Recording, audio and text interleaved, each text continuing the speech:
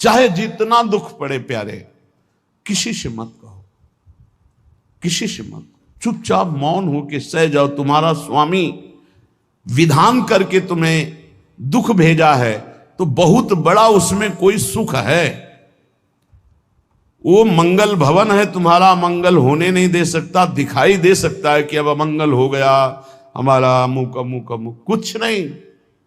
धैर्य पूर्वक अपने मार्ग में सीधे चलते रहो। उसका विधान आया है, वो दुखद हो या सुखद, सुखद है तो हर्षित मत हो, दुखद है तो शोकित मत हो, आगे बढ़ो। देखो ये अध्यात्म है, ये कमर कस लो कि इस जन्म में मुझे इस भव समुद्र से पार होना ही है। ये जो कमजोर दिल के होते हैं ना, अनुकूलता जहां मिली तो बोले जब से हमने भक्ति शुरू की सब काम चकाचक बन रहे हैं। ये भक्ति का फल नहीं है, भूल मत करना। ये तुम्हारे सुकृत चल रहे हैं इसलिए है। और जिस दिन दुष्कृत का फल आएगा उस दिन भक्ति करते हुए भी कदम रखना मुश्किल हो जाएगा, पग पग पर तुम्हें दुख मिलेगा। ये सिद्धांत को समझ लीजिए तो कभी आप निराश नहीं होंगे, शूरवीर होकर आगे बढ़ते रहेंगे। जो हमारी भक्ति ये नई फसल है और इस फसल की जो आनंद वृत्ति है वो भगवदानंद है, ज्ञानानंद है, अखंडानंद है, प्रेमानंद है। वो ये भोगानंद नहीं है, विषयानंद नहीं कि भगवान की बड़ी कृपा जो चाहो वो भोग मिल गए। ये सुकृतों के फल है। ये सुकृत और दुष्कृत दोनों को यही नष्ट कर दो और निकल चलो भगवान की परम धाम में, जहां नित्य सेवा सुख का आनंद सहचरियां ले रही है। श्रीपाद कह रहे संतर्जयस ताड़यन, कोई मुझे बहुत डांटे भर्त्सना करे और ताड़यन पिटाई भी कर दे, मुझे कुछ कभी शिकायत नहीं करनी प्रभु से। देख रहे हैं ना, वो उन्होंने विधान किया है ना कि इसको पीटो, तो हम चुपचाप पीट लेंगे, किसी से नहीं कहना। रहीमन मन की मन व्यथा रखिए मन में गोए, सुनिठ ले हैं लोग सब बांटने। इसीलिए असंगो हम, असंग किससे कहें अपने दुख सुख की बात। अपना दिल तो दिलवर को दे दिया, जो बीते सो दिल तो उनके पास है, वो तो जाने दुख सुख की बात, हम क्या जाने, हम तो बस आपके हैं। मौन, अपने विषय में न सुख की बात करे न दुख की, मौन। बात करे तो प्रभु की करे, नहीं तो मौन। मान लीजिए अगर ये मौन आप धारण कर लेंगे तो निकल जाएंगे माया से, नहीं तो किसी की निंदा कर देंगे, किसी का ऐसा कटु वचन बोल देंगे, परुख वचन बोल देंगे, भजन छीण हो जाएगा, भजन करने की वृत्ति नष्ट हो जाएगी। सैकड़ों लोगों के प्रश्न है कि पहले भजन अच्छा होता था अब नहीं होता। उसमें दो बातें होती है, एक तो भजन की ऐसी भूख बढ़ गई है कि अब उतने भजन से नहीं और भजन होना चाहिए। ये उत्तम महापुरुषों की कृपा पात्र भक्तों की वृत्ति होती है। और एक होता है कि आपसे वैष्णव अपराध बन गया, कुसंग हो गया, इस कारण से ऐसा। अगर आपके हृदय में कोई दोष वृत्ति नहीं हो, फिर भजन में ऐसा लगता है कि मेरे से बहुत कम भजन होता है, वैसा भजन नहीं होता जैसा होना। ऐसा बड़े बड़े महापुरुषों को भी अनुभव होता है। ये कोई निंदनीय बात नहीं है, वंदनीय बात है। पर वास्तविक यदि भजन नहीं हो रहा है, वास्तविक यदि आपका रुक गया है आनंद, तो आप ढूंढ लीजिए, आपका भोजन गलत है, आपका संग गलत है, आपने कोई वैष्णव निंदा की है, बस यही कारण है। यही खोज लेना, यही सुधार कर लेना, किसी से क्षमा याचना की जरूरत नहीं। अंदर देखो और आचार्य गुरु से प्रार्थना करो, सब ठीक हो जाएगा। बड़े कृपालु हैं, जिन्होंने अपराधी मुझ जैसे को घसीटा तो अब अपराध बन जाएगा तो थोड़ी छोड़ देंगे वो। विश्वास कीजिए, उन्हीं से प्रार्थना कीजिए, नाथ यदि आपको अपराध मोचन कराना है तो भेज दीजिए मुझे उसके पास, या उसको बुला दीजिए, मैं पैर पकड़ लूं, हाथ जोड़ लूं यदि अपराध बन गया है, और यदि आप चाहें तो आप क्षमा कर दें, आगे से सावधान रहेंगे। बड़े कृपालु हैं प्रभु, क्षमा कर देते। भजन की वृत्ति को रुकना ये सहन मत कीजिए। समय नहीं है कि आज नहीं तो कल भजन चल पड़ेगा, नहीं, तुरंत वाचिक में आ जाइए, तुरंत वाणियों का गायन कीजिए, नाम कीर्तन कीजिए, ढूंढिए अपराध क्या बना जो आंतरिक हमारा भजन रुक गया, और प्रभु से प्रार्थना करके उसको चलवाइए। वो बड़े कृपालु है, क्षमा कर देंगे। अगर आपने प्रगट में किसी का अपराध किया और वो उपस्थित हो तो जाओ, उनके चरण पकड़ो, उनसे प्रार्थना करो। भजन का रुकना सहन मत करो। बहुत कठिन है भजन करके भगवत प्राप्ति करना। वो हमारे अंदर सरलता पूर्वक भजन चल रहा है, उसको बचाओ, किसी की निंदा मत करना, किसी की अवहेलना मत करना, तुम्हारी कोई निंदा करे, तुम्हारी अवहेलना करे, सह जाना, कह रहे हैं, इसमें कह रहे हैं संतर्जय ताड़यन बधनन। यदि वो कहीं मुझे बांध दें, मैं बंधना में स्वीकार कर लूंगा। ऐसा भक्तों को कोई बांधता है क्या? हाँ, बांध देते हैं। तितिक्ष ब्राह्मण की कथा में पढ़िए, उसको बांध दिया। एक सखी बहुत भजनानंदी थी, उसके परिवार के लोग रोज उसे पीटते थे और उसे बांध देते थे। सखूबाई नाम उसका सखी का था। एक सखी बहुत नागरीदास जी के संग में रहकर भजन की वृत्ति उच्च कोटि की सीखी थी, भागमती बाई। उनके पति ही उनके ऊपर सैया लगाकर नवीन रानी के साथ बैठते हुए ऐसा पिटाई करते, इतना कष्ट देते, पर वो उच्च कोटि की ऐसी महान भक्ता, परम सिद्ध बरसाने के जो वास करने वाले अपने नागरीदास जी थे, हरिवंश महाप्रभु के शरणागत, उनके सत्संग से ऐसी उच्च कोटि की दशा प्राप्त हुई, उसे कोई फर्क नहीं पड़ा। उसके कष्ट देने के लिए उसके ऊपर सैया लगाते, राजा थे, और नवीन रानी के साथ उसके ऊपर बैठते, उपद्रव करते, मारते, पीटते, लेकिन वो सम रहती। संतर्जयस ताड़यन बधनन, शांत, वो देख रहा है, बस तुमको यही सोचना, वो देख रहा है, मेरा स्वामी देख रहा है, वो देखते हुए मौन है ना, वो चाह रहा है ना, तो तेरा किया मीठा लागे, बस बात समझ लो। इतना तो बहुत बड़ी वस्तु प्राप्त होगी, बहुत बड़ी। एक मिट्टी जब कुम्हार को अर्पित हो जाती है तो पीट पीट कर एक छोटा राई भर भी दाना नहीं रहने देता, क्योंकि राई भर भी अगर दाना रहा वहीं से मटकी फूट जाएगी, राई भर भी अहंकार रहा वहीं से भक्ति रस निकल जाएगा। पीट पीट के उसको एकदम बराबर, फिर भी चैन नहीं, जल डाल के रौंदा, फिर भी चैन नहीं, हाथों से मल कर अपने अनुसार बनाया, फिर चाक पे चढ़ाया, जो चाहा आकार दिया, सूर्य के ताप में तपाया, फिर उसको दहकते हुए आवे के बीच में रख के पकाया, फिर उसमें रस रखने लायक क्षमता आ गई उस मिट्टी में। ऐसे ही हम जब संत महापुरुषों को, श्री भगवान को समर्पित होते हैं तो ये सब होगा। रस रखने लायक हृदय तभी होता है जब आवे में तपता है, इसलिए तैयार रहो। तभी नागरीदास जी ने कहा, बड़ो ही कठिन है भजन ढिग डरिबो। एक सूरवीर योद्धा की तरह जैसे उसके अंग घाव से युक्त होते हैं, वो कदम पीछे नहीं आगे ही बढ़ाता है, ऐसे भजनानंदी चाहिए। चाहे मुझे चोर कहा जाए, पतित कहा जाए, गाली दिया जाए, मुझे मारा जाए, बांध लिया जाए, तो भी मैं भगवान पर दोषारोपण नहीं करूंगा। मैं यही निश्चय करूंगा, प्रभु मेरे देख रहे हैं, जोई जोई प्यारो करे सोई मोई भावे, उनका विधान परम मंगलमय है। अंतः क्लेश मतीव दुस्सह तरम प्राप्नोति नाना विधई। मुझे अंदर से भी बहुत पीड़ा दी जाए, काम पीड़ा, क्रोध पीड़ा, लोभ, बाहर से तो ये दिया जाए और अंदर से भी ये दिया जाए, तो भी हे प्रिया जो आपसे नहीं कहूंगा। प्रेम में कभी शिकवा शिकायत नहीं होती, ना इष्ट से, और अपने प्रीतम के विधान से दिए हुए कष्ट को हम दूसरे से कह दें, धिक्कार है हमारी प्रीति को। प्रीतम सहावे और मैं दूसरे से शिकायत करूं? नहीं, हर विधान आपका सहो। ये प्रेम है मस्ती का, ये लज्जू पंजू ऐसे काम नहीं है इनके। ये तो देखते हैं पैर धर के, अगर गर्म लगा तो हटा लेंगे, मत रखना गर्म ही गर्म है। और छाती मजबूत करके कि आग पे चलूंगा, तो पैर रखोगे तो चंदन हो जाएगा आग में भी। पूरे जीवन की बात कह रहा हूं, पूरे जीवन की। सोचो उस समय जब 13 वर्ष की अवस्था है और घर से निकले थे, कोई साथी नहीं है, कोई समझाने वाला नहीं, और आज इतना जीवन हो गया इसी यार के सहारे हुआ है। इसी यार, ना 1 रुपया कभी था, न रहा है, न रहेगा। प्रेमानंद का 1 रुपया नहीं है, प्रेमानंद की एक वस्तु नहीं, ना रहा ना रहेगा। हाँ, प्रेमानंद की सब वस्तुएं हैं, ना होते हुए भी पूरा विश्व मेरा। क्यों? प्रेमानंद भगवान का है, भगवदानंद को प्रेमानंद कहते। वही संपत्ति जीवन भर एक ही साथी रहा है, और हे नाथ ऐसी कृपा करना अब दूसरा साथी बने ना। अब आओ तो मृत्यु रूप में ही आओ, और किसी रूप में मत आना।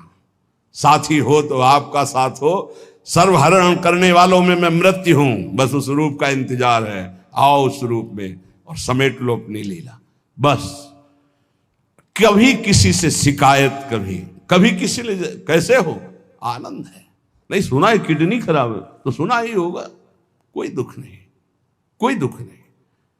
वर्तमान दुख वर्तमान के आनंद से बहुत छोटा है, क्या दुख है, स्वामी के द्वारा दिया हो।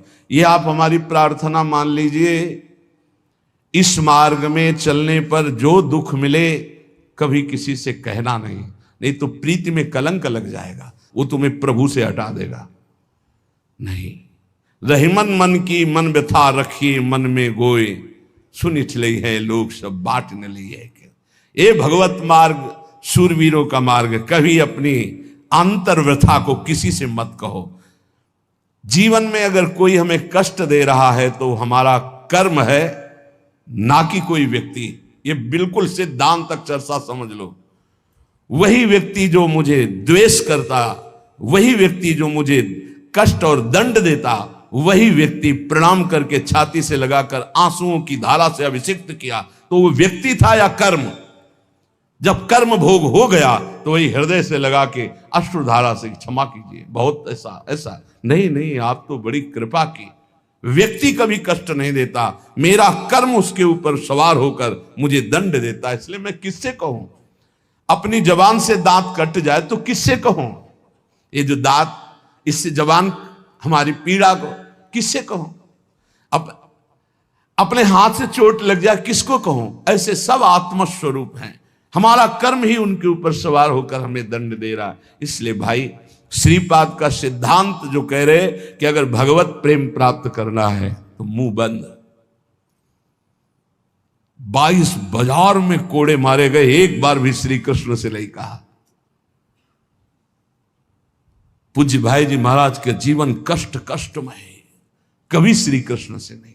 बाबा नहीं सह पाए, बाबा ने श्री कृष्ण से कहा, श्री कृष्ण चंद्रजू से, ये क्या है, इतना कष्ट क्यों दे रहे हो उनके शरीर को? तो मुस्कुरा दिए, बोले मैं नहीं दे रहा हूं, ये तुम्हारे कर्म का फल भाई जी भोग रहे हैं। ऐसा? बोले हाँ। सीधे अस्पताल गए, भाई जी से कहा, ये आप हमारा प्रारब्ध क्यों भोग रहे हैं? तो कहा, आज ये कौन सा खेल रच रहे हो बाबा, क्या बात कर रहे हो? जीव का अपना कर्म भोगना होता है, किसी और का निजीकृत कर्म भोग? तो उनका, आप हमको बहका नहीं सकते, हमें परम तत्व से पता चला है कि आप हमारे कर्म। तो हंस दिए भाई जी और बोले, देखो हमें कोई फर्क नहीं पड़ता, आपको फर्क पड़ जाता। आप चढ़ो, जिस साधना की चढ़ाई पर चढ़ रहे हो चढ़ो, मंगलमय श्री कृष्ण तुम्हारी यात्रा को पूर्ण करें। हम तो अस्पताल में पड़े पड़े प्रिया प्रीतम के साथ खेल रहे हैं, कोई फर्क नहीं पड़ रहा।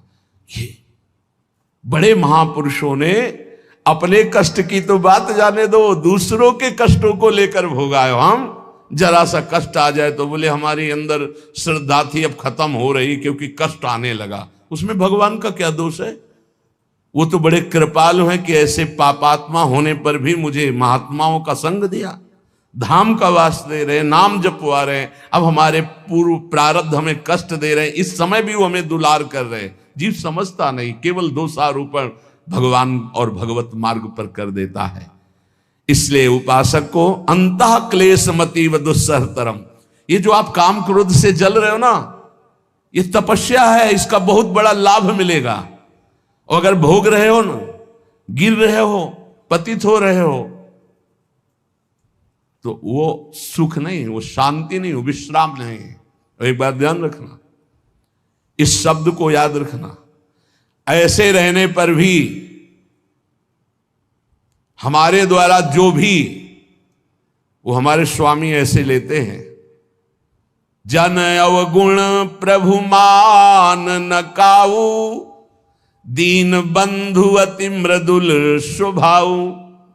कल शाम के पूज्य परमहंस राम मंगलदास जी की वाणी का चिंतन हो रहा था, उसमें कह रहे हैं कि जो 30 मिनट भगवान नाम कीर्तन कर लेता, मेरी बात पर विश्वास रखना, हो उसको भगवत प्राप्ति होगी। 24 घंटे में 30 मिनट नाम कीर्तन कर लेता है और अन्य समय विस्मरण रखता है तो 30 मिनट का नाम कीर्तन उसे भगवत प्राप्ति करा देगा। तुम्हें जो पाठ प्रिय हो 30 मिनट पाठ कर लोगे, भगवत प्राप्ति हो जाए, कर लो। और बहुत पहुंचे हुए महापुरुष जिनके चरणों में अपार श्रद्धा है, आप लोग तो रात दिन लगे आपको भगवत प्राप्ति नहीं होगी। चूक हो जाएगी तो जन अवगुण प्रभु मानन काऊ, दीन बंधुवती मृदुल स्वभाव। अग्नि की ज्वाला के समीप रुई का पहाड़ कितनी देर टिकेगा, कितनी देर टिकेगा, उसके ताप में झुलस जाएगा। ये अग्नि की ज्वाला है भगवान नाम कीर्तन, भगवत यश गुणगान।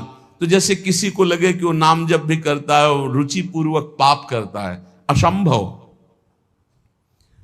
नाम जापक रुचि पूर्वक पाप कर ही नहीं सकता, उसका हृदय जलेगा पक्का। आप जप करके देख लीजिए, आप जप कीजिए नाम और फिर आपसे पाप जब बनेगा तो आप फिर हालत अपनी देख लीजिएगा, बार बार हृदय जलेगा, नहीं नहीं नहीं। तो एक दिन वो नहीं सिद्ध हो जाएगा और आप निर्विकार हो जाएंगे। इसलिए अंतः क्लेश, अगर बुद्धि मति वो अति अंदर क्लेश आ रहा है, कभी काम आ रहा है, कभी क्रोध आ रहा है, कभी लोभ आ रहा है, कभी मोह आ रहा है, ये आता रहेगा जब तक भगवत साक्षात्कार नहीं होगा। ऐसा मत समझो कि 2-4 महीने जप करेंगे तो हम सिद्ध हो जाएंगे, ये आता रहेगा।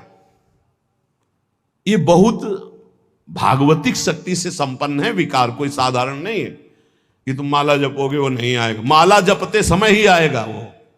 ये भागवतिक शक्ति से संपन्न, काम क्रोध लोभ मोह तब त्रिभुवन को परास्त कर रहे हैं। ये भगवान के पावर से शक्तिमान है। तुम्हारा अहंकार जब गलित हो जाएगा तो इनका आना ही बंद हो जाएगा। जब तक अहंकार रहेगा तब तक ये आते रहेंगे। तो जो तुम्हारे अंदर जलन हो रही, मत कहो किसी से, सह जाओ, यही तपस्या हो जाएगी, यही भगवान की प्राप्ति का हेतु हो जाएगा। प्रभु के लिए थोड़ा कष्ट सहकर आप आगे बढ़कर देखिए वो कितना आपको प्यार देते हैं। यही कष्ट सहना है, आंतरिक विकारों को सहना, बाहरी प्रहारों को सहना, कभी किसी से ना कहना, ये भक्तों का स्वभाव। मौन, इसीलिए वाणी से मौन, कुछ ना बोलना। हमने एक संत भगवान को देखा, 22-23 वर्ष पहले वृंदावन में कच्चा मार्ग था, एक बोरा रखते थे ऐसे, पागलों जैसा भेष था। तो जब रात्रि के 11 बजे वापस यमुना किनारे से प्रसाद पा के यमुना किनारे गए, यमुना किनारे से जब लौटते थे तो उनको देखते थे अकेले वो बैठे रहते थे। उनकी मुद्रा देख के लगता था भगवदानंद में डूबे हुए हैं। नजदीक बैठे, बोरा उठाया, चल दिया। अम्मी पीछा छोड़ने वाले थे नहीं, पीछे तो उनका क्या बात है, क्यों पीछे हो? अब संत वेश हमारा भी तो मर्यादा से ही बोलेंगे। वो कुछ नहीं, केवल जानना चाहते हैं आपको। तो कालीदय की इधर एक तमाल का पेड़, जो श्वेत रंग का एक वृक्ष है, उसका मुझे नाम नहीं याद आ रहा, गूलर जैसा, और वो तमाल में लिपटा हुआ अब भी है। दाहिनी तरफ है ये जो खाली जगह पड़ी ऊंची, जो अपने दाहिनी तरफ बर्फ फैक्ट्री के आगे जाते हैं, उसी के नीचे बैठ गए। तो हमने पूछा आपकी स्थिति देखकर मुझे लगता है आप हर समय भगवदानंद में डूबे रहते हैं। बोले जब लगता है तो प्रश्न क्यों करते हो? हमको आपकी वेशभूषा देखकर। तो बोले जगत से बचने के लिए ये वेशभूषा है। एक बोरा ऐसे जैसे कोई बीनने वाले होते हैं, कबाड़ बीनने वाले, ऐसे बोरा ऐसे रखे थे, एक गमछा लगाए हुए थे, पूरा शरीर खुला, कोई साधु का वेश नहीं, कोई चिन्ह नहीं, और उनकी स्थिति भगवदानंद में थी। तो उनका ये किसके उपदेश, किस मार्ग के उपदेश, किस इष्ट की आराधना से आपको ऐसी स्थिति प्राप्त हुई?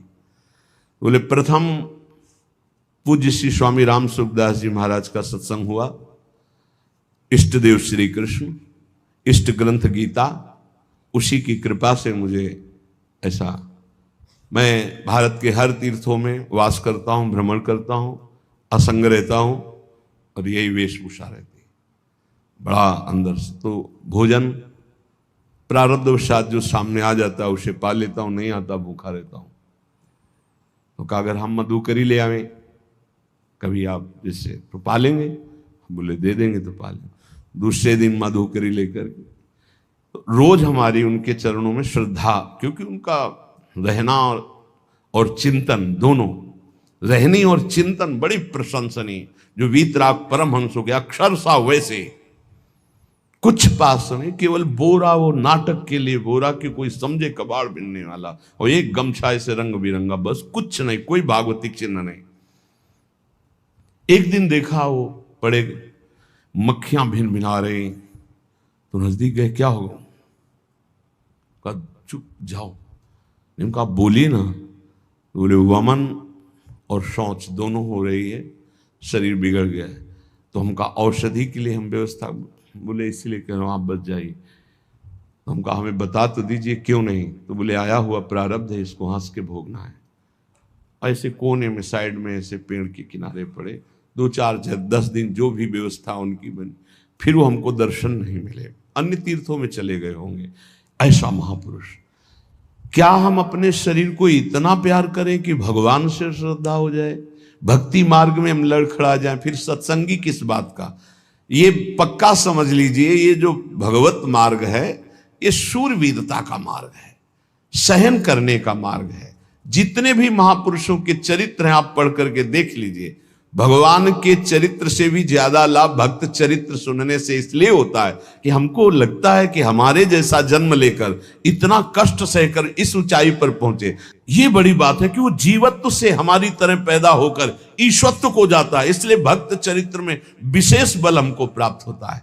क्या क्या कष्ट सहते, और आप खुद देख लीजिए, आपको जितना कष्ट है उससे बड़ा सुख है कि नहीं, अंदर देख लीजिएगा तो इसी से अनुमान लगा लीजिए, जितना बड़ा कष्ट उससे कई गुना बड़ा सुख भगवान देते हैं, तभी वो उनका यश गाते रहते हैं। ऐसे थोड़ी होता है कि हमारे भगवान का हम भजन करते, हमारे साथ न्याय नहीं हुआ। न्याय तो सही बात नहीं हुआ, नहीं तो तुम्हारी दुर्गति हो जाती है। सही बात में उन्होंने न्याय नहीं किया, पक्षपात किया है तुम्हारा। अगर वो सही न्याय करते तो ईमानदारी से कहते हैं, केवल नरक के कीड़ा ही बनना पड़ता और कुछ नहीं है। खूब देख लो, डबल चेहरा होता है, एक सामने का चेहरा देख रहे हो और एक एकांत का चेहरा होता है, डबल चेहरा होता है। और भगवान डबल रखो चाहे तिबल, सब देखते हैं। सब हम बैठे हुए देख लो ईमानदारी से वृंदावन की भूमि में, एक चेहरा है जय श्री राधे, और एक चेहरा है जो राक्षस है अंदर बैठा। देख लो, अंदर देख लो, बिल्कुल इस समय सीसी कैमरे में हो, अंदर देख लो, एक राक्षस बैठा है। और उस राक्षस ने जो जो करवाया आप लिखो रजिस्टर में, तुम्हें याद है जितना, और इसके बाद आप न्यायाधीश बनो, फिर आपकी क्या दुर्गति होती उसका। इससे ऐसे होता है, हे प्रभु, तभी त्राहिमाम मचता है, तब उनकी कृपा नजर आती है कि बोले भगवान ने न्याय नहीं किया। हम कहते सच्ची बात तुम कह रहे हो प्यारे, न्याय नहीं किया इसीलिए बचे हुए हो। अगर वो न्याय कर देता, पक्षपात न लेता तुम्हारा, तब तुम्हारे होश उड़ते, चाहे जो कोई हो, अपना रजिस्टर जांच के देख लो। इसलिए कहते हैं कि सबकी जीवनी शुक्ल पक्ष की लिखी जाती है, कृष्ण पक्ष की तो केवल उसी की छाती जानती है, दूसरा नहीं। हृदय में जितने विकार, हृदय में जितना अंधकार, हृदय में जितना कूड़ा करकट, वो तो हम जानते हैं कि हमारी स्वामिनी की कृपा ने कितना निर्मल किया है। तब उनकी स्वामिनी जू मुझ जैसे अपराधी के अपराधों का विस्मरण करके आप ऐसी कृपा, तो आपको लगता है कि संतों की एक दैन्य भाषा होती है। नहीं, ईमानदारी से संत कभी झूठ नहीं बोलते। जैसे कह रहे हैं कि मौसम कौन कुटिल खल कामी, तो अंतर ये होता है कि आंख में जैसे थोड़ा पड़े तो बहुत बुरा लगता है, और पीठ में इतना बड़ा तिनका चला जाए तो कुछ समझ में नहीं आता। संतों का हृदय आंख जैसा होता है, थोड़ी सी भी गलती में हाय हाय मच जाता है, धिक्कार है तुम्हारे जीवन को, अपने को तुम क्या समझते हो, क्या है तुम्हारे अंदर विचार। और जो मलिन अंतःकरण वाला था, भारी भारी पाप करके भी उसको पश्चाताप नहीं होता। संत जनों को एक पाप की जरा सी वृत्ति की आभास स्फुरना, वो पूरा पाप नजर आने लगता है उनको, क्योंकि इतना निर्मल हृदय होता है। तो सच्ची कहते हैं कि जैसे घोड़ों की लगाम पकड़े हुए श्री कृष्ण अर्जुन की बैठे हैं, ऐसे अपने भक्तों की लगाम पकड़कर बैठ जाते हैं, तो यात्रा अध्यात्म की ऊंचाई की चलती, किसी की सामर्थ्य नहीं। इसलिए सब भक्त ऐसे तो आपको मिलेंगे। जहां सामर्थ्य की बात है वहां केवल श्री भगवान की कृपा है। इसलिए बाहर की पीड़ा और अंतर की पीड़ा, अपने प्रीतम के द्वारा दी हुई मानकर सह जाओ तो आगे प्रीतम तुम्हारा स्वागत करने के लिए खड़े, पक्का समझ लेना, पक्का। और वो देंगे ये पीड़ा। क्यों देंगे? इसी पीड़ा में पता चलता है कि तुम्हारे मन की सुई किधर जा रही। प्रताप राय जी महाभागवत थे, बड़ा चरित्र है।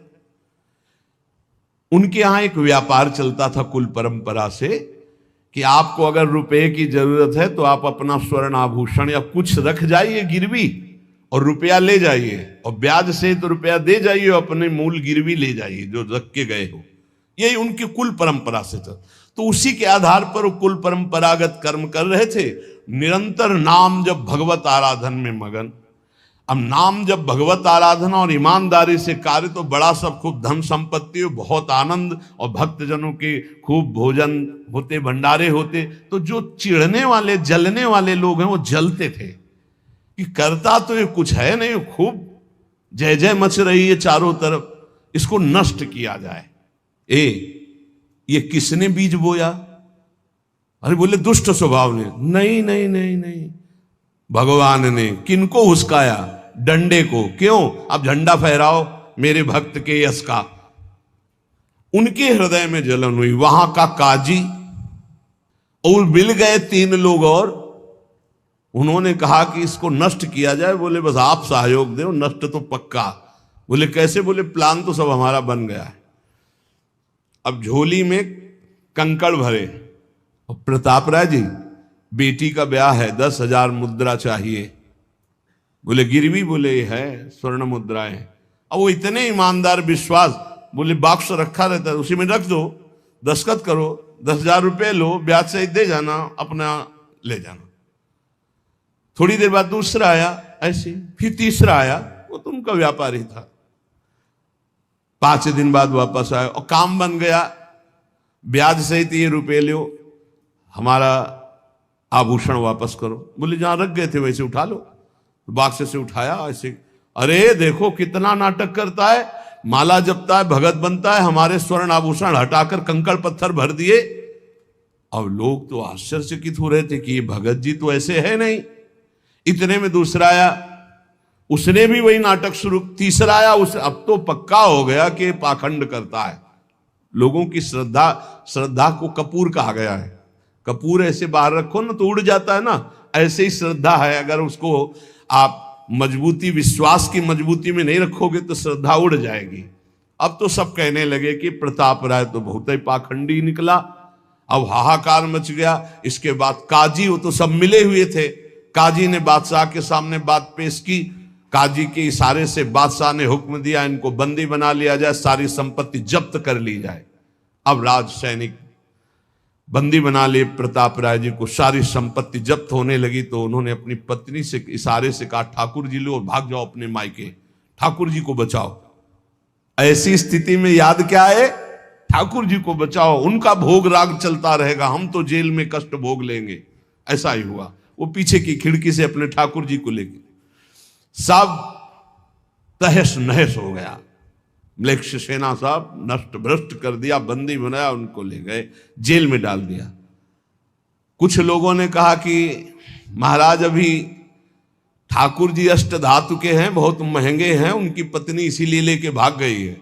मायके से पत्नी को भी बंदी बनाया, ठाकुर जी को भी संपत्ति के रूप में जब्त किया, और जहां संपत्ति थी वहां गोदाम में ठाकुर जी को ऐसे जिससे संपत्ति डाल दी वैसे डाल दी। जब पत्नी नजदीक हथकड़ी बेड़ियों के सहित, और वो तब एकांत जब हुए तो उनका प्रभु आज तक मैंने कभी आपसे मांगा नहीं और कोई शिकायत नहीं की, बस एक कष्ट है इस समय कि आपको गोदाम में डाल दिया गया है। हम प्राणों से अधिक आपको प्यार करते हैं और आपको भोग नहीं लगेगा, आपकी सेवा नहीं होगी, ये हम बर्दाश्त नहीं करेंगे। प्रभु कुछ उपाय करो जिससे आपकी सेवा, अगर हमें ये पता भी चल जाएगा कि आपको भोग लग रहा है तो आजीवन हम पति पत्नी को जेल में रखो, मुझे कोई कष्ट नहीं। प्रभु ये सब कुछ हुआ, मुझे कोई कष्ट नहीं, आपको भोग नहीं लगेगा, इस बात से मैं जीवित नहीं रह पाऊंगा। भगवान देर थोड़ी लगी युगल सरकार गलवैया दिए हुए, इस स्थिति में भी तुम्हें मेरी चिंता है। तुम्हें अपने अपमान की, अपनी संपत्ति जब्त की, अपने जेल की, दुख की कोई चिंता नहीं, मेरी चिंता है। वही साक्षात्कार हुआ। अब तत्काल, अब वो तो चाबी बदलने वाले हैं ना। ज्ञानी मूढ़ न कोय, जस जय का रघुपति करे, तस ताही क्षण होए। बोले भियस महेश तब, ज्ञानी मूढ़ न कोय। उस वहां का जमींदार जो था, उसने कहा ऐसा हो ही नहीं सकता, यह सब गलत है, पाखंड रचा गया है प्रताप राय जी के प्रति। बादशाह के सामने विरोध प्रकट कर दिया, नहीं सही जानकारी जांच हो। बादशाह ने उन तीनों को बुलाया और कहा फांसी पे चढ़ा देंगे यदि सही नहीं बोलोगे। सही सही बोल दिया कि उसमें हम सोना तो रखा ही नहीं था, कंकड़ रखे थे। काजी की ये सब बात थी। काजी को दंड दिया गया, तीनों को बंदी बना लिया गया। प्रताप राय जी को पूरा नुकसान सहित सब अर्थ दिया गया और बड़ा सम्मान किया गया। फिर जीवन, ये घटनाएं भक्तों के जीवन में आती है किस लिए? भगवत साक्षात्कार कराने। भगवत साक्षात्कार जेल में प्रताप राय और उनकी पत्नी को हुआ।